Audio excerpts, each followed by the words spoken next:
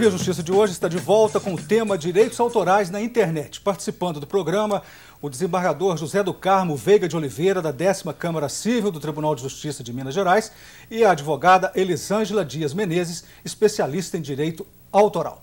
Vamos falar agora sobre as sanções. O que diz a lei dos direitos autorais, desembargador José do Carmo? Sobre o aspecto penal, o artigo 184 do Código Penal está em plena vigência. A parte relativamente à exploração sem fins comerciais é uma pena pequena, de detenção, 3 meses a 1 ano. Agora, com fins comerciais, ou seja, o intuito de lucro, de fraudar o patrimônio do autor, essa dá uma pena de 1 a 4 anos de reclusão. Pena pesada, senhor? Pesada. Mas observe o seguinte, na questão relativa aí ao cumprimento, à efetividade da pena, é uma situação até certo ponto branda, porque quem é primário de bons antecedentes, ele não vai efetivamente para a cadeia. Ele vai ter restrição de direitos de limitações de finais de semana, prestação de serviço à comunidade, enfim, uma série de alternativas que minimizam esse impacto do montante da pena. Doutora Elisângela, eu gostaria que a senhora fizesse um panorama sobre os direitos autorais no Brasil. Olha, nós estamos num momento de evolução da lei, né? Nós temos uma lei que é de 1998, já é uma lei bastante avançada, ela segue a Convenção Internacional de Direito de Autor, que é a Convenção de Berna, né? É uma lei muito bem vista em todos os lugares, mas há pontos dela que precisavam e precisam ser corrigidos, né? E estão sendo repensados agora através de um anteprojeto de lei que foi proposto pelo Ministério da Cultura. Esse projeto, ele avança em diversos pontos, ele define melhor a diferença entre licença e cessão, ele traz alguns conceitos novos que melhoram a compreensão da lei, mas ele tem alguns outros pontos muito polêmicos que ainda vão gerar, com certeza, muito debate no Congresso Nacional, né? Um dos mais polêmicos é o direito de cópia privada, que pretende o MINC que seja permitido através desse novo projeto. Então, seria possível copiar uma obra inteira, sem objetivo de lucro, né? Em qualquer mídia, na internet ou também na TV, num livro, né? Fazer uma cópia de uma obra literária por inteiro, etc. Isso é algo ainda polêmico, é algo que muda um pouco a nossa ótica, né, sobre o direito de autor, principalmente na internet, mas que de alguma maneira também legaliza ou reconhece uma prática que já acontece, né, que é a prática dos downloads, dos xerox, de obras completas, principalmente nas faculdades, né, com objetivo, ou nas escolas, com objetivo didático.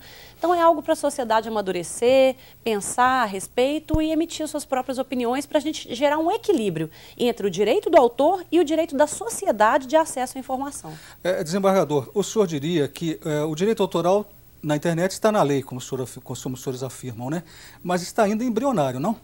Sem dúvida, por uma questão muito simples. Nós temos uma grande dificuldade de fiscalização, efetivamente. Não há um controle, um mecanismo de controle de acessos, por exemplo. A doutora coloca a questão de se buscar identificar pelo IP, aquele número da máquina, pelo acesso. Mas, da mesma forma, pode ser acessado de qualquer local. Então, a máquina não indica quem acessou.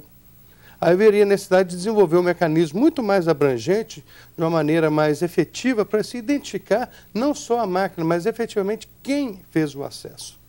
Então, o controle dessa natureza tem que ser muito melhor pensado, mais detalhado, e para isso a informática, obviamente, a eletrônica está a serviço para que se possa, então, buscar um desenvolvimento que seja efetivo. Nossa convidada, a advogada Elisângela Dias Menezes, está terminando o doutorado na Universidade de Lisboa e está lançando o livro Curso de Direito Autoral, editado pela Del Rey. Eu gostaria que o senhor falasse rapidamente sobre o seu livro. A ideia do livro é trazer para o usuário, né, da internet, para a pessoa que utiliza obras autorais, também para os autores e para os advogados profissionais do direito que não têm um conhecimento específico nessa área, né, um conhecimento básico e abrangente sobre direito de autor. Então, aí a gente percorre os institutos todos, fala do copyright, que é o direito autoral americano, né, a gente fala um pouquinho do plágio, do xerox, fala do trabalho do ECAD, que é essa entidade que arrecada os direitos autorais na música, é também polêmica, está passando agora por uma CPI, né? Então, a gente está abordando aí de uma maneira bem extensa esse Instituto do Direito de Autor para tentar mostrar que é possível respeitar a lei, é possível ter uma posição com relação ao direito de autor que seja de valorização do trabalho do artista, né? Que isso não dificulta em nada o acesso à cultura. Desembargador, como saber se a obra é de domínio público? A própria existência da obra te indica isso.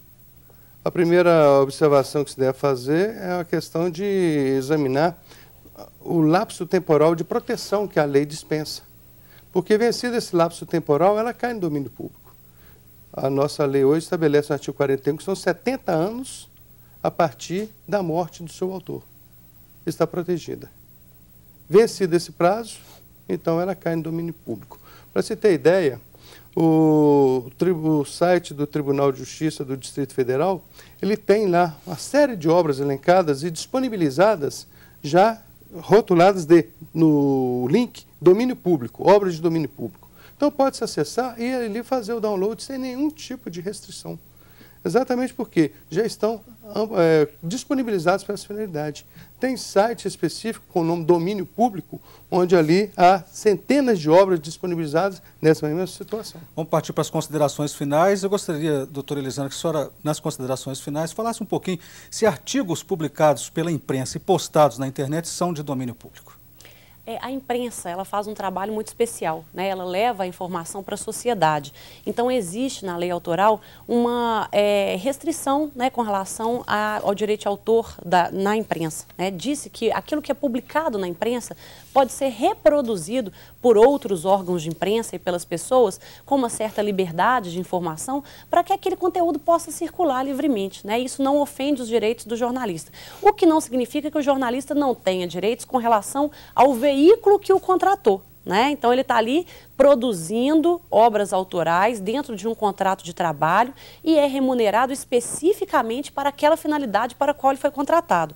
Qualquer outro uso que é feito pelo veículo de comunicação que o contratou dessa obra deve ser devidamente remunerado à parte. As considerações finais do senhor, doutor José do Carmo. É uma situação, Carlos, que a gente enfrenta no convívio social e que as pessoas realmente precisam ser melhor informadas para que possa nascer, a partir daí, uma cultura em torno dos direitos autorais, para resguardar as pessoas que produzem, que criam, que geram obras realmente, sobretudo, no meu caso especificamente, no direito. A literatura jurídica como um todo é um negócio extraordinário. É uma criação realmente que precisa ser protegida. Quando nós falamos em termos de literatura brasileira, nem se fala. Porque é um momento único poder usar, se valer de uma obra como fonte de informação. Muito obrigado ao senhor, muito obrigado à senhora pelas participações. O Via Justiça de hoje termina aqui. Este programa é uma parceria da TV Assembleia com a Magis, a Associação dos Magistrados Mineiros. Críticas, perguntas e comentários, fale com a produção pelo telefone 31 3079 3454 ou pelos endereços eletrônicos tv@almg.gov.br ou viajustiça@magis.com.br. Até a próxima semana.